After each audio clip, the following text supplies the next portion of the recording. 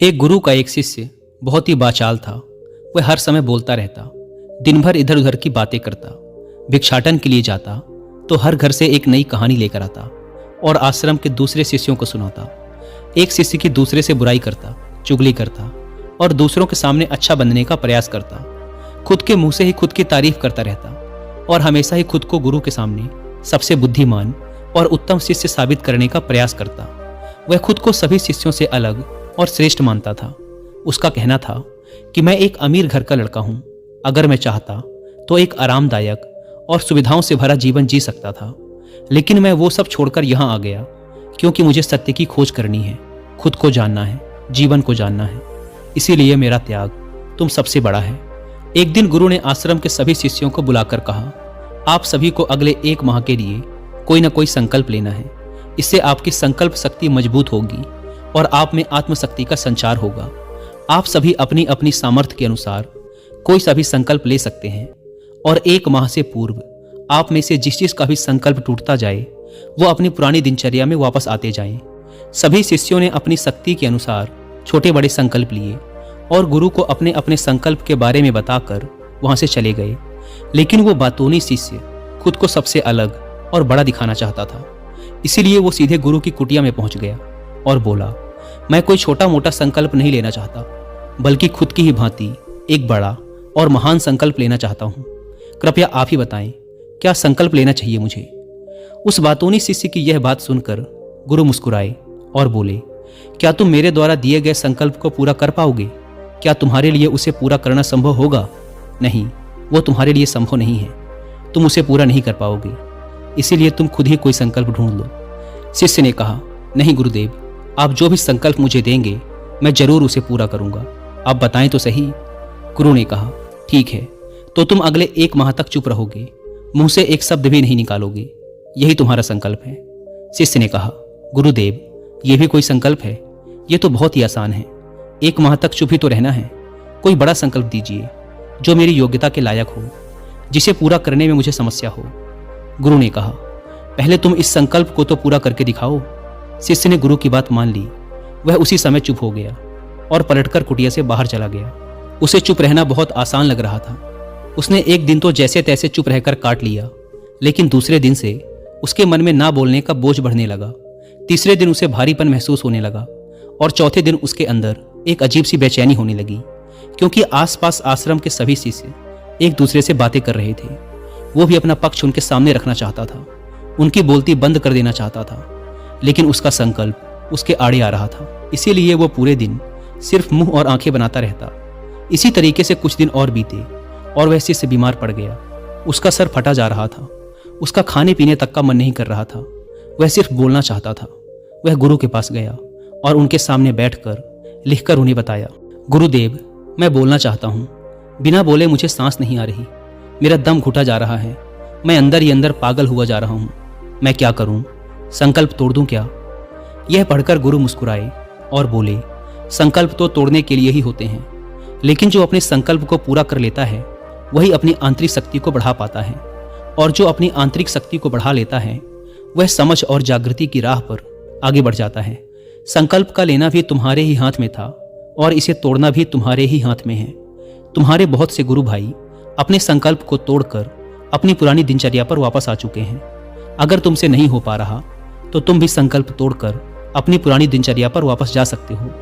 लेकिन याद रहे, अगर आज तुम इस छोटे से संकल्प को नहीं संभाल पा रहे तो तुम अपनी बाकी की पूरी जिंदगी को कैसे संभाल सकोगे? मुझे इस पर शक है। बाकी फैसला पूरी तरह से तुम्हारे हाथों में है। गुरु की यह बात शिष्य के दिल में चोट कर गई।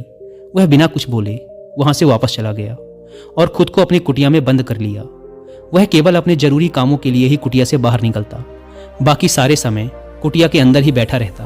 15 दिन बीत चुके थे और आश्रम के लगभग सभी शिष्यों का संकल्प अब तक टूट चुका था, लेकिन उस वाचाल शिष्य का संकल्प अभी भी जारी था। संकल्प लेने के बाद से अब तक उसने एक शब्द भी ना बोला था।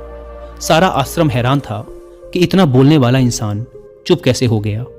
15 दिन बीतने के बाद वह दोबारा अपने गुरु के पास गया और लिखकर बताया, हे गुरुदेव, मैं बाहर से तो चुप हूं, लेकिन मेरे भीतर बहुत सी आवाजें हैं, बहुत सी चीख पुकार और शिकायतें हैं। मैं अंदर ही अंदर बात करता रहता हूँ। मेरा मन तरह तरह के प्रश्न पूछता रहता है। मैं बाहर से जितना मौन हूँ, भीतर से उतने ही शोर शराबे से भरा हुआ हूँ।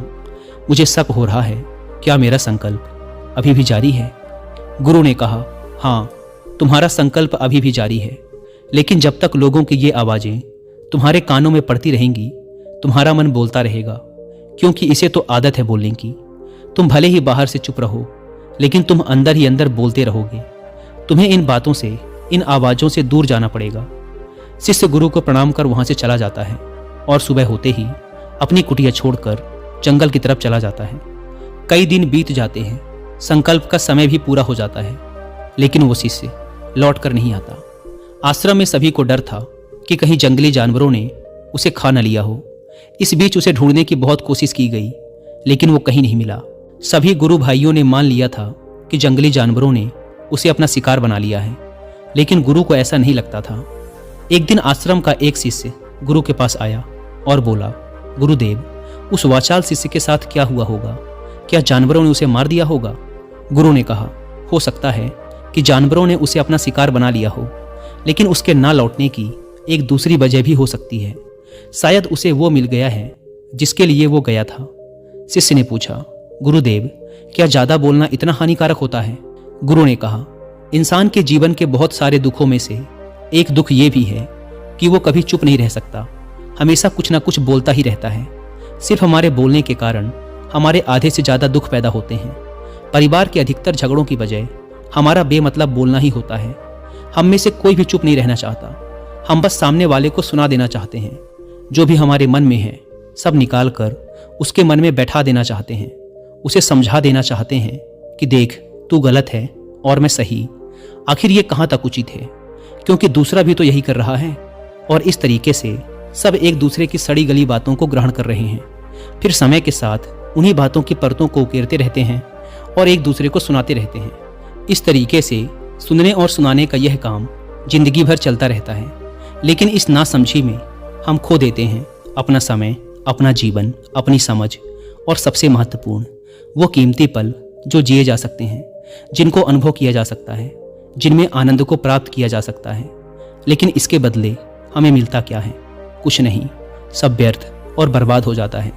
इस पागलपन में हमने क्या खो दिया, इसका एहसास केवल कुछ ही लोगों को हो पाता है। बाकी लोग जैसे उन्हें अपने आने का पता नहीं, वैसे ही उन्हें अपने जाने का भी पता नहीं चल पाता। शिष्य ने कहा, तो फिर इसका समाधान क्या है? गुरु ने कहा, पूरी जागरूकता के साथ अपने विचारों को देखना, यही एकमात्र तरीका है सारी मानसिक समस्याओं का। उस वाचाल शिष्य को आश्रम छोड़कर गए हुए 3 महीने का समय बीत चुका था, लेकिन उसकी कोई खबर ना थी। अब तक तो सभी गुरु भाइयों ने भी उसके वापस लौटने की उम्मीद छोड़ दी थी, लेकिन एक दिन वह आश्रम लौट आता है। उसे देखकर सभी के आश्चर्य और खुशी का ठिकाना ना रहा। लेकिन अब वो नहीं था जो यहाँ से गया था, वो कुछ और ही बनकर वापस आया था। उसके अंदर एक गजब का बदलाव महसूस किया जा सकता था। उसके चेहरे पर एक गजब का ठहराव और आंखों में बड़ी शांति थी। आश्रम में आते ही सभी गुरु भाइयों ने उसे चारों तरफ से घेर लिया और बातें करने लग गए। वह भी अपने गुरु भाइयों से बातें करने लगा। उससे बात करने वाले सभी शिष्यों ने यह अनुभव किया कि अब वह पहले जैसा उतावला और बातूनी नहीं रह गया था।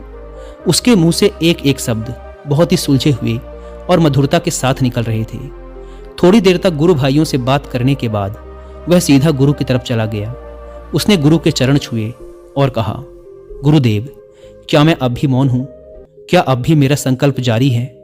गुरु ने कुछ देर तक शिष्य की आंखों में बड़े ध्यान से देखा और कहा, हाँ, तुम अब भी मौन हो। तुम्हारे मुंह से एक भी शब्द निकल नहीं रहा और तुम्हारा संकल्प अभी भी जारी है। शिष्य ने कहा, गुरुदेव, जब मैं आश्रम से गया तो मैं मुंह से तो चुप था, लेकिन मेरे अंदर बहुत सी आवाजें थीं, मन में बहुत से प्रश्न थे और वो बंद नहीं हो रहे थे। तो मैं जंगल में और गहरा चला गया, इस उम्मीद से कि वहां मुझे शांति मिलेगी और मेरे मन की बकबक कम हो जाएगी। लेकिन मैं जितना एकांत में जाता गया, मेरे अंदर की आवाज उतनी ही तेज होती गई। मेरे भीतर की और पुरानी से पुरानी आवाज मुझे सुनाई देने लगी। तब जाकर मैंने महसूस किया कि मैं कितना गलत कर रहा था। जब मैं अपने परिवार वालों, दोस्तों और गुरु भाइयों को बुरा भला कहता था, तो उस समय मुझे लगता था कि मैं सही कह रहा हूँ। जब मैं गुरु भाइयों की एक दूसरे से चुगली करता और उनका मजाक बनाता, तब भी मुझे यही लगता था कि मैं उनसे बेहतर हूँ और मैं सही कर रहा हूँ। लेकिन उस दिन मैंने पहली बार महसूस किया कि मैं कितना गलत बोलता था। काफी दिनों तक ये आवाजें, ये शिकायतें मेरे अंदर चलती रहीं, लेकिन धीरे धीरे करके एक दिन ये सारी आवाजें मेरे अंदर से समाप्त हो गईं। अब मैं भीतर से भी मौन हो गया। उस घने जंगल में बाहर से कोई बोलने वाला था नहीं और भीतर कोई आवाज शेष न बची थी। मैं उस दिन पहली बार मौन का सही अर्थ समझा। मेरे चारों तरफ बहुत शांति थी। हालांकि अभी भी कुछ आवाजें आ रही थी जो पहले भी आती थी, लेकिन मैं उन्हें सुन नहीं पाता था। पर अब वो सभी आवाजें मुझे स्पष्ट रूप से सुनाई दे रही थी। हवा के चलने की आवाज, चिड़ियों के चहकने की आवाज, पानी के बहने की आवाज, भंवरों के गुनगुनाने की आवाज, ये सभी आवाजें मैंने पहली बार पूरे होशपूर्वक सुनी। अपने चारों तरफ इतनी शांति मैंने पहले कभी महसूस नहीं की थी। तो इस शांति को भंग करने के लिए मैंने पहली बार अपने मुंह से कोई शब्द निकाला। मैं चिल्लाया, हे ईश्वर, ये कैसी शांति है? सभी कुछ इतना शांत क्यों है? ऐसा क्या हो गया? लेकिन मेरे चिल्लाने के बाद भी वो शांति भंग ना हुई। सब कुछ पहले के जितना ही शांत था, बाहर भी और भीतर भी। हे गुरुदेव, मैंने अपने गुरु भाइयों से बात की, मैंने आपसे बात की।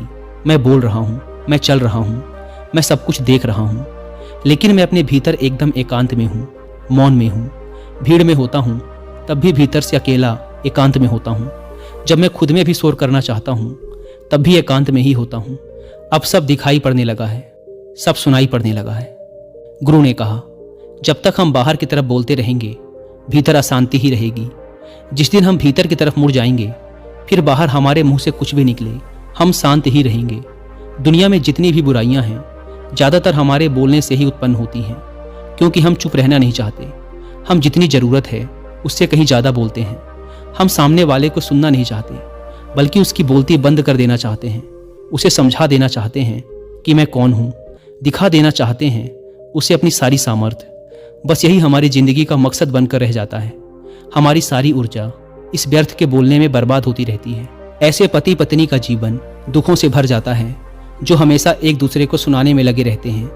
कभी एक दूसरे को सुनना नहीं चाहते, समझना नहीं चाहते, और चुप रहना तो उन्होंने कभी सीखा ही नहीं, क्योंकि चुप रहना उन्हें छोटा महसूस करवाता है। दुनिया की सभी लड़ाइयों का कारण हमारा बोलना ही है। इसीलिए हमें सिर्फ उतना ही बोलना चाहिए जितना जरूरी हो, क्योंकि व्यर्थ का बोलना ऊर्जा को नष्ट करना है, और ये बोलना ही हमें कभी अपने भीतर की ओर लौटने नहीं देता, क्योंकि यह हमें बाहर की ओर खींचकर रखता है। और बाहर है ही क्या इस संसार के अलावा। लेकिन अगर अपने भीतर के संसार की ओर मुड़ना है तो इस मुंह को बंद ही रखना चाहिए। इसीलिए जितने भी बुद्ध हुए, आत्मज्ञानी हुए, वो सभी एकांत की ओर भागे, ताकि उन्हें ज़्यादा बोलना ना पड़े, ज़्यादा सुनना ना पड़े। वो एकांत में रहे और शांत रहे, इसीलिए आसानी से भीतर की यात्रा कर पाए। लेकिन अगर कोई चाहे तो इस संसार में रहकर भी एकांत में रह सकता है, शांत रह सकता है, लेकिन इसके लिए उन्हें अपनी ऊर्जा बचानी होगी, जिसे वो अब तक अपने व्यर्थ के शब्दों में बर्बाद कर रहे थे। दोस्तों, इस कहानी की सीख यही है कि व्यर्थ का बोलना ऊर्जा को नष्ट करना है, और यह बोलना ही हमें अपने भीतर की ओर लौटने नहीं देता, क्योंकि यह हमें बाहर की ओर झुकाए रखता है। और जिन्हें भीतर की यात्रा करनी है उन्हें अपने मुंह को बंद ही रखना चाहिए। मुझे उम्मीद है कि आपको यह कहानी पसंद आई होगी और काफ़ी कुछ सीखने को मिला होगा।